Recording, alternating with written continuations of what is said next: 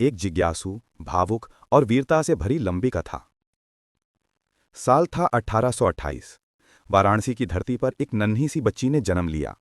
नाम रखा गया मणिकर्णिका, जिसे प्यार से सब मणु कहते थे। कौन जानता था कि ये छोटी सी लड़की आगे चलकर पूरे हिंदुस्तान की आज़ादी का प्रतीक बनेगी। बचपन, तलवार और किताब दोनों की दोस्त। मणु बचपन से ही निराली थी। जहां बाकी लड़कियां गुड़िया से खेलतीं, वहां मणु घोड़े पर सवार होकर तीर चलाने की प्रैक्टिस करती थी। उसके पिता मोरोपंत तांबे पेशवा बाजीराव द्वितीय के दरबार में काम करते थे और मणु अक्सर दरबार में वीर योद्धाओं को देखती रहती थी।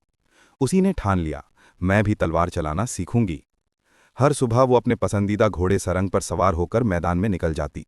तीरंदाजी, तलवारबाजी, घुड़सवारी, हर कला में निपुण हो गई। लोग कहते, ये लड़की नहीं, आग है। विवाह और झांसी की रानी बनना। साल 1842 में मणिकर्णिका का विवाह झांसी के राजा गंगाधर राव से हुआ। अब वो बन गई झांसी की रानी लक्ष्मीबाई। राजमहल में रानी ने झांसी को और भी सुंदर बनाया। शिक्षा, महिलाओं के अधिकार, न्याय व्यवस्था, सब में सुधार किया। राजा और रानी एक दूसरे से बहुत प्रेम करते थे। लेकिन खुशियों के दिन ज्यादा लंबे नहीं रहे। उनका एक बेटा हुआ, मगर कुछ ही दिनों में चल बसा। इस सदमे ने राजा को अंदर तक तोड़ दिया। झांसी पर काला साया, डॉक्ट्रिन ऑफ लैप्स। राजा गंगाधर राव बीमार पड़ गए और मृत्यु से पहले एक बालक दामोदर राव को गोद लिया। रानी ने सोचा कि अब ये बच्चा झांसी का उत्तराधिकारी बनेगा। लेकिन अंग्रेजों के गवर्नर लॉर्ड डलहौजी ने चाल चली।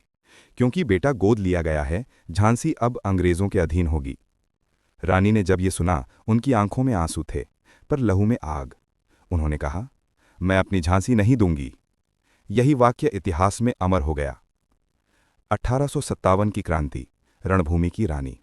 साल 1857, पूरे देश में विद्रोह की लहर दौड़ रही थी। रानी लक्ष्मीबाई ने भी झांसी को युद्ध के लिए तैयार किया। महल की ऊंची दीवारों पर तोपें लगाई गईं। हर औरत, हर बच्चा, हर सैनिक उनके आदेश की प्रतीक्षा में था। जब अंग्रेजों की सेना ने झांसी को चारों ओर से घेर लिया, रानी ने अपनी सेना से कहा, अगर हम मरे तो मातृभूमि के लिए मरेंगे, अगर जीते तो स्वतंत्रता के लिए जिएंगे। युद्ध शुरू हुआ। तोपों की गड़गड़ाहट, घोड़ों की टापें और रानी की तलवार की चमक, सब एक साथ गूंज उठे। रानी ने अपने छोटे से बेटे को पीठ पर बांधा और घोड़े सरंग पर सवार होकर युद्धभूमि में उतर गईं। उन्होंने दर्जनों अंग्रेज सिपाहियों को अकेले ही मार गिराया।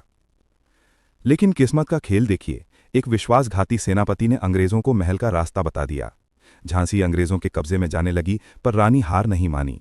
वो कालपी पहुंची, फिर ग्वालियर की ओर रुख किया और वहां तात्या टोपे के साथ मिलकर अंतिम युद्ध लड़ी।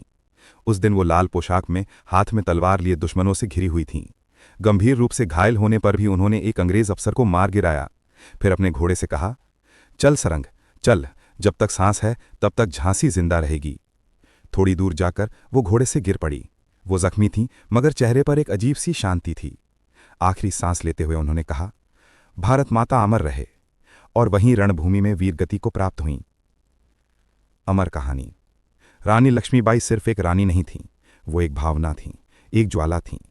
उनका जीवन हमें सिखाता है कि जब अन्याय हो तब खामोश रहना सबसे बड़ा अपराध है। उन्होंने मातृत्व, त्याग और वीरता तीनों का संगम बनकर इतिहास में अपना नाम अमर कर दिया। आज जब भी कोई बच्चा स्कूल में उनका नाम लेता है, हर भारतवासी का सिर गर्व से उठ जाता है। खूब लड़ी मर्दानी वो तो झांसी वाली रानी थी। जय हिंद। क्या आप चाहेंगे कि मैं इस कहानी का भाग 2 बनाऊं, जिसमें दिखाया जाए कि रानी लक्ष्मीबाई की मौत के बाद जनता ने कैसे झांसी के लिए फिर विद्रोह किया और उनकी याद को कैसे जिंदा रखा गया?